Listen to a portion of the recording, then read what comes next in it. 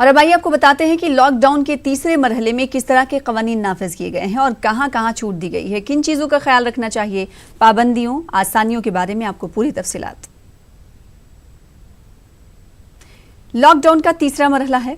4 मई से ये तमाम चीज़ें जो लागू होने वाली है उससे आप टीवी स्क्रीन पर देख सकते हैं।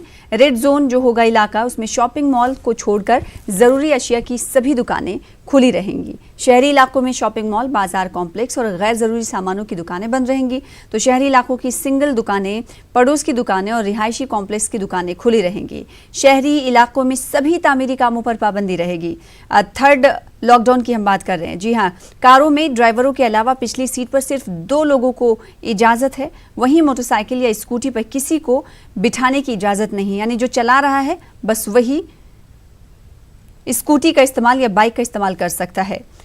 तो 4 मई से लागू लॉकडाउन का तीसरा मरहला, जिसमें क्या कुछ शर्तें और क्या कुछ छूट मिली है ये आपको बता रहे हैं। अगर बात हम ग्रीन जोन की कर लें तो ग्रीन जोन ऐसे अजला हैं जहां पिछले 21 दिनों में कोरोना का कोई मामला पेश ना आया हो। मुल्क भर में पाबंदी वाले इलाकों के अलावा सभी माशी सरगर्मियों की इजाजत होगी। दुकानें और दफातर में काम शुरू होगा। 50% मुसाफिरों के साथ बसें भी चलेंगी। बस डिपो के सिर्फ 50% बसें ही चलेंगी। अब आते हैं हम ऑरेंज जोन पर। ऐसे अजला जिन्हें ना तो ग्रीन ना ही रेड करार दिया गया हो, उन्हें ऑरेंज जोन कहते हैं। ऑरेंज जोन में मशरूत छूट है। जिले के अंदर और 2 जिलों के दरमियान बसें चलेंगी। 1 ड्राइवर और 2 सवार के साथ टैक्सी चल सकती है। कैब की भी इजाजत है ऑरेंज जोन में। वहीं कारों में 1 ड्राइवर के अलावा 2 अफराद की इजाजत ऑरेंज जोन में दी गई है। तो ये तमाम छूटें हैं जो 4 मई से मिलेंगी रेड जोन में, ऑरेंज जोन में और ग्रीन जोन में।